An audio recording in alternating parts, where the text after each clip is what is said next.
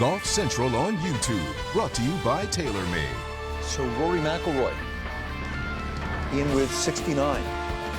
One of two players under par. There's Dustin Johnson, good finish, birdie at the final hole, in with 69, looking to go back-to-back, and really at opposite ends of the spectrum. He won TPC Boston last week, the Northern Trust, at 30 under par, so we like some variety on the PGA Tour. Back to Rory, as sluggishly as he has played the last 2 months, he'll have a chance to go to East Lake atop the FedEx Cup standings, and he spoke with our own George Sabaricas. So if you look at your stats since the restart, you had 7 starts, no top 10s. It's kind of the doldrums of the season for some guys that are just worn out. You had said last week, I'm not inspiring myself. Yeah. I'm looking for outside inspiration to get myself going. So what changed, aside from the conditions that you touched on in the span of a week? I put a new driver in the bag.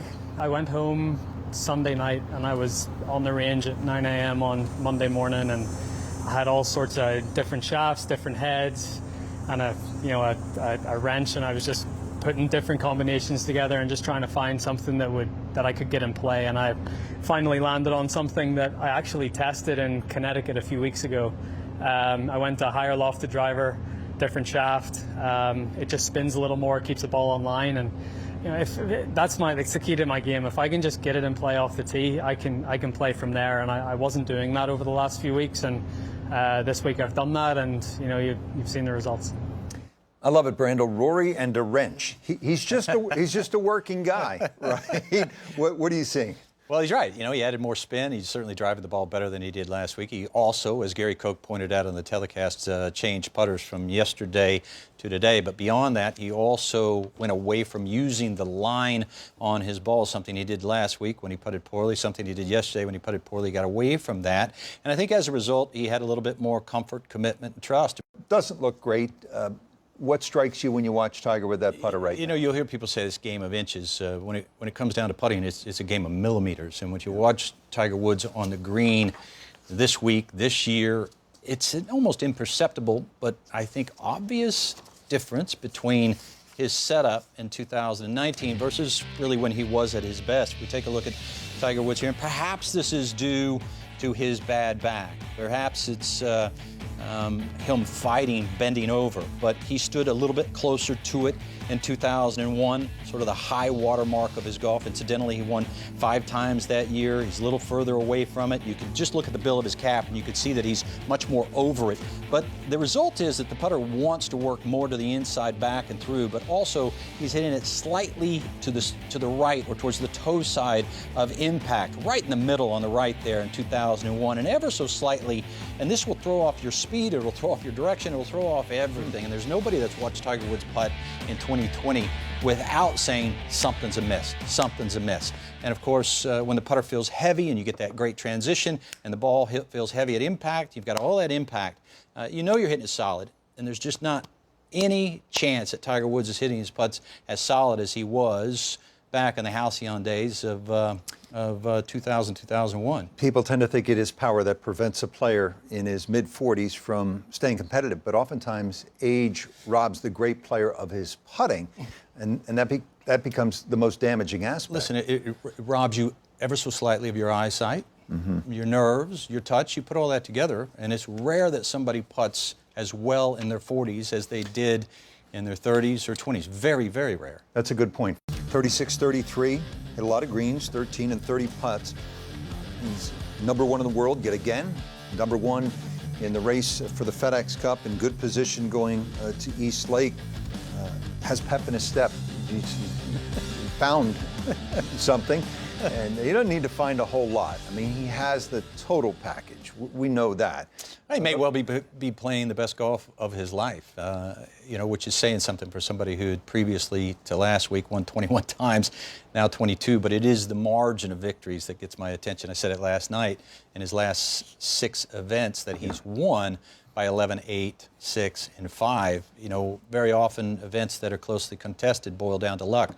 What he's doing right now is just like, I'm doing things that nobody else can do. And that's one of the great measuring sticks in any sport of true greatness is margin of victory. Absolutely. You think about Tiger winning a Masters at 21 by a dozen, winning a U.S. Open by 15. He won Firestone by 11. That in any sport. And it was mentioned, you know, that the last time somebody won by a margin as wide or wider was Phil Mickelson the week before the Masters in 2006. He won by 13, and then Phil went on to win the Masters. So you're looking at the high tide, perhaps, of a very talented men's talent in Dustin Johnson. Yeah, it's kind of fun to watch a guy get after it at 30 under par, winning last week, and here he is at even, and he is right there. Dustin now with the media.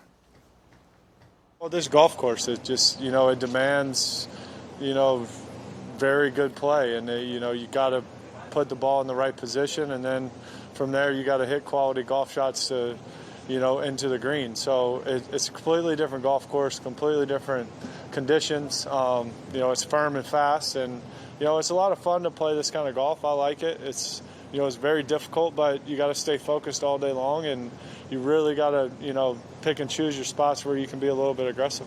Do you like this kind of golf better than last week? I mean, last week was fun too. So, but this week's more of a grind. That's for sure. You know, this every single hole out here is difficult, and you know, you got to really be focused on every shot that you hit. So Dustin Johnson just a shot back going to the weekend, looking for back-to-back, has never won the FedEx Cup Championship. Matsuyama, been a couple of years since he won. Adam Scott, we know he can play difficult golf courses. Tony Finau threatening again. Billy Horschel, who knows, maybe a second FedEx Cup title. Surprise, he won in 2014, caught fire in the playoffs. And there's Brendan Todd, he's been around, it seems like, so many weeks. And Louis Oosthuizen, probably overdue at this point. Tiger's not on that leaderboard, shot 75 today. Likely not going to make it to East Lake. Currently projected 63rd FedEx Cup points, only 30 go. Do you see anything with Tiger that leads you to believe he could factor at Winged Foot in the U.S. Open? Yeah, absolutely. His iron play is still, you know, sharp. You know, sharp enough to certainly compete if he sort of cleans up his work off of the tee. And look, I mean, the stroke still looks beautiful. I mean, you know, yeah. I mean, we can dive in and say, you know, this is wrong or that is wrong. It looks beautiful to me. The putts are not falling, but, you know, he's already won pretty convincingly once this season. You got a smile on your face. Like you got something. Well, when I turn up, you got me thinking about 70s music. When I turn up England Dan and John Ford Coley, my wife goes, "Are you kidding me?" That was a great song. Sappy 70s. I love it. That's it, right? She fell in love with the romantic in you. Simpatico, the two of them. My wife's like, who is that? Thanks for being with us. Golf Central, the unrivaled news leader for millions of fans worldwide.